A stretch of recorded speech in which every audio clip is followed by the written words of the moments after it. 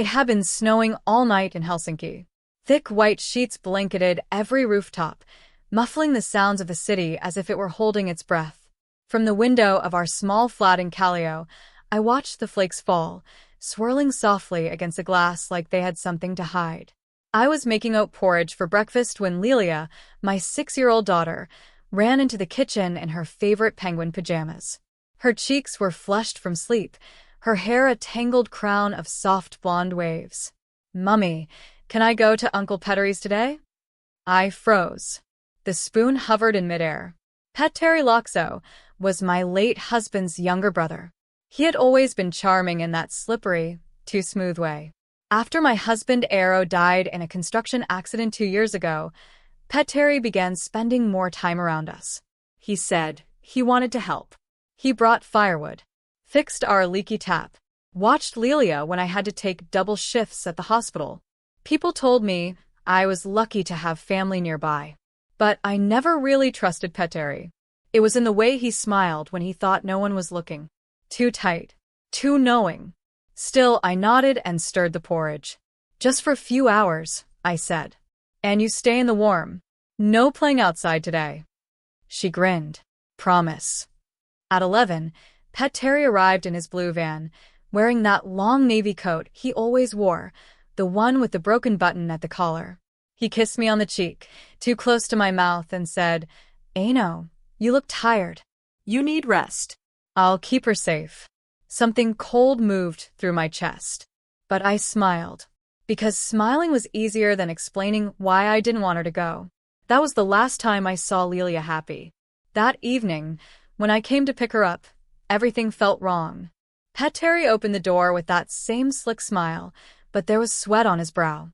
It was -8 outside. "She's just playing hide and seek," he said, too quickly. I didn't wait. I pushed past him. The house was too quiet. No cartoons on. No scattered toys. I called out her name. Nothing. Then I heard it. A faint thudding, like a tiny fist banging, from the garage. I ran. Flinging open the door, I was hit by a blast of freezing air.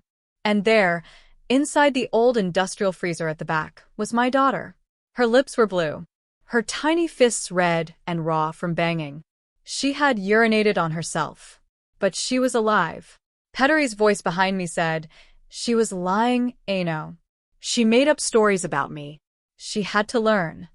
I turned and looked at him, and in that moment, I knew exactly what I had to do. The ambulance came fast, sliding through the snow like a ghost. Lilia was wrapped in thermal blankets, her eyes barely open, clinging to my voice. I rode with her, whispering lullabies into her frozen ears, while the paramedics did their work. She didn't speak a word all night. At the hospital, the doctors assured me she would recover. Mild hypothermia, psychological trauma. But she was strong. Stronger than I ever knew. She clung to my hand, her tiny fingers trembling as she mouthed just one word. He locked me in. I wanted to scream, to call the police right then and there. But as I stared at my daughter's pale face, I realized something important. If I called the police too early, he'd twist it all. Say it was an accident. Say Lilia climbed in herself. There were no cameras in that cold garage. No witnesses. And Petteri Laakso knew how to make people believe him. He'd done it before. So I waited. I told the doctors it had been a misunderstanding, that she got lost in the garage. I played the tired mother. I let the doubt hang in the air. And I let Petteri think he was safe. He even came to visit her at the hospital. Brought tulips. Smiled for the nurses.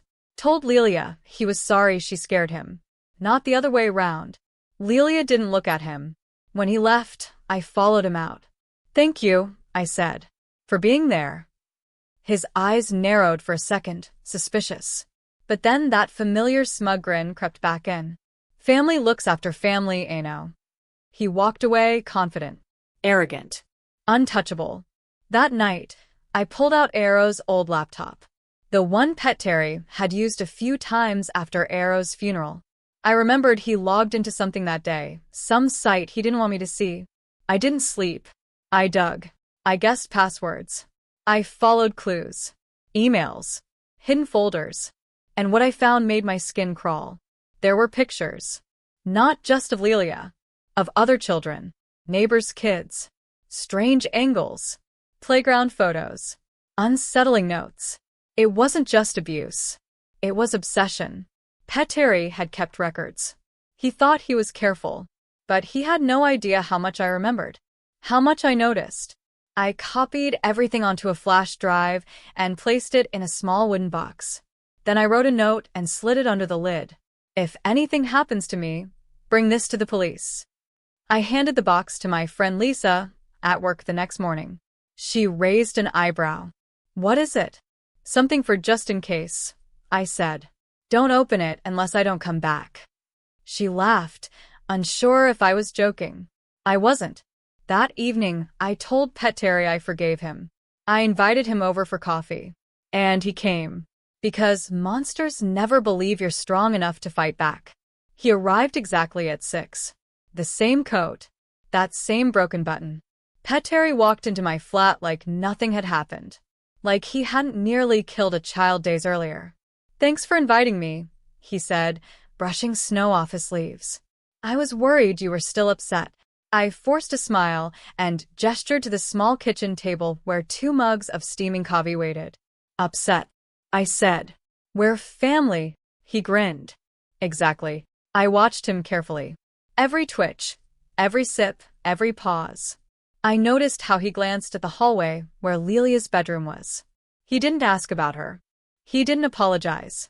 Instead, he talked about his work. His landlord. Some petty nonsense about taxes. As if nothing had changed. But everything had. So, he said, halfway through his coffee. You're not going to the police then? I blinked slowly. Do you think I should? There was a pause. Just half a second. But I saw it, a flicker of fear behind his eyes. He chuckled, masking it quickly. Of course not. I mean, it was all a misunderstanding, wasn't it? I suppose so, I said, leaning back. Silence stretched between us like ice forming over a lake. Then I asked, what did she say, Petteri? What lie made you so angry you put her in a freezer? He stiffened. She said things about me, about the neighbors. Things I never did. She doesn't understand boundaries, Ano. She's too curious. It's not good for a girl her age. I let his words hang in the air, cold and ugly. Then I stood up and cleared the mugs. My back was to him when I said, you know she remembers everything. Children don't forget pain. I heard the scrape of his chair. She needs discipline, he muttered. And you need help. That was his mistake. He just threatened me. Again. But I didn't react. Not yet. I turned and gave him a tired look. Perhaps you're right. He left 20 minutes later. Smug. Satisfied. Sure of himself. He didn't know that while he sat sipping coffee, his van had been broken into. That I now had access to the old camcorder hidden in the glove box. The one with the memory card tucked beneath the lining. When I played the footage later that night, I almost vomited. It was Lelia. In the garage. Crying. Pleading. And his voice. Calm. Cold. Telling her to stop lying. Telling her that silence was safer. He had filmed it. That was his second mistake. Now I had proof. But I still didn't go to the police. Not yet. Because I wanted the world to see who he really was. Not just the law. Everyone. And for that, I needed one final move. His name was Jari Mikkola, a local reporter known for digging into uncomfortable truths, especially those the police preferred to ignore. He once exposed a child care center in Espoo for mishandling abuse cases. That was how I knew he could help. I emailed him from a cafe near the hospital. I kept it brief. I have footage. A child. Abused by a well-respected man. I will meet you in public. To my surprise, he responded within an hour. We met that evening outside a tram stop in Hakaniemi, near the market square. It was snowing again, light flakes resting on his scarf. You're Ano? He asked, voice low, eyes wary. I nodded and handed him the flash drive. I told him nothing more than he needed to know. If anything happens to me, I said, release it. He didn't ask unnecessary questions. just gave me a look that said he understood danger when he saw it. That night, I tucked Lelia into bed and watched her chest rise and fall with sleep. Her room was warm. I checked the lock on her window. Twice. Pet Terry had not contacted us again, but I knew he would. And when he did, the trap would be ready. It started with the phone calls, then the texts, then the messages through neighbors. At first, they were friendly. Let's talk. I miss Lelia. We should move past this. Then they turned. You don't know what you're doing. You think people will believe you? You're sick, Ano.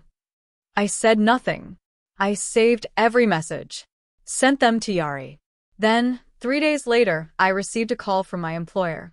Anonymous complaints had been filed against me, claims of negligence, mental instability, dangerous behavior at work.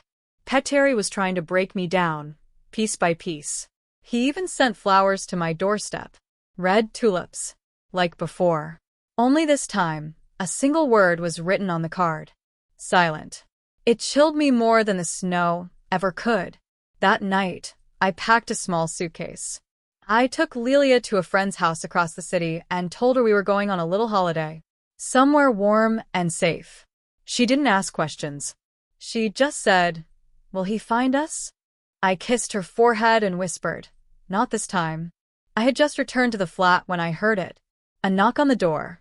Firm. Measured. 2 officers. A man and a woman. Both in uniform. "We received a report," said the woman. "Concerns about your daughter's well-being." I wanted to laugh, but I didn't. Pet Terry had escalated his game. "Do you have a moment to speak?" she asked. I let them in. Offered coffee. Told them everything. Almost everything. I explained the incident with the freezer. I showed them the messages. The footage from the camcorder. Their eyes changed. The male officer asked, "Why didn't you come to us sooner?" I stared at him. Would you have believed me? They left with the evidence. Promised to start an investigation. But deep down, I knew what that meant. They would take weeks. They would need more. And Pet Terry would use that time. It was a Tuesday when the clip appeared on social media. Just 30 seconds. No names. No context. Just the sound of Lelia crying and Pet Terry's cold voice. Within hours, it spread. By midnight, the city was whispering. By morning, people were knocking on my door. Not police, not friends, but strangers. Mothers. Fathers. People who had seen Pet Terry at schools. Community events. Youth centers. They came with stories. With doubts they never voiced until now. And Yari kept digging. He found sealed files from years ago. Old complaints. Dismissed allegations. Warnings buried under insufficient evidence. Pet Terry's world was cracking. But he still had one card left. Me. It was dark. Past 2 in the morning. I had just laid down on the sofa when I heard the lock turn. He had a key. Of course he did. The door creaked open. Heavy boots crossed the floor. I stayed still. Then I heard him speak. "You've ruined everything." I sat up, slowly, and faced him. He was holding something. A torch, perhaps. Or something heavier. I didn't wait to find out. "I've given the police everything," I said calmly. "They know." His face twisted. "You think that matters? They'll never charge me. I know how to survive." "You won't this time," I said. Then I pressed the small button beneath the table. The silent alarm. Within 5 minutes, flashing blue lights filled the street. Pet Terry tried to run. He made it halfway down the stairs before they caught him, screaming, cursing. But this time, no one believed his lies. The trial began in February. The city was buried in snow. Lelia stayed with my sister in Turku, far from the cameras, far from the noise. I took the stand. So did others. One by one, the masks peeled away. Parents. Former teachers. A youth counselor. People who had seen things but never dared speak. And finally, the video was shown. The room went silent. Pet Terry stared ahead, expression frozen. No remorse. No fear. Just rage. His lawyer tried to paint me as unstable. Grieving. Hysterical. But Yari's articles had already painted the truth. When the verdict came in, I didn't cry. I simply exhaled. 23 years. It wasn't enough, but it was something. Spring arrived late that year, but the snow finally melted. I brought Lilia home from Turku. The air was warmer, the days longer. We went to the shoreline one evening, just the two of us. She held my hand and said, "Will he come back?" I shook my head. "No, my love. He can't hurt us anymore." She nodded, and then, for the first time in weeks, she laughed. A small, shy laugh that melted every frozen part of me. Later, I stood by the water and let the wind carry everything I had held inside. Fear. Anger. Guilt. And as the waves lapped quietly at the rocks, I whispered, more to myself than anyone else. He put her in a freezer. So I put his life on ice. And I meant every word.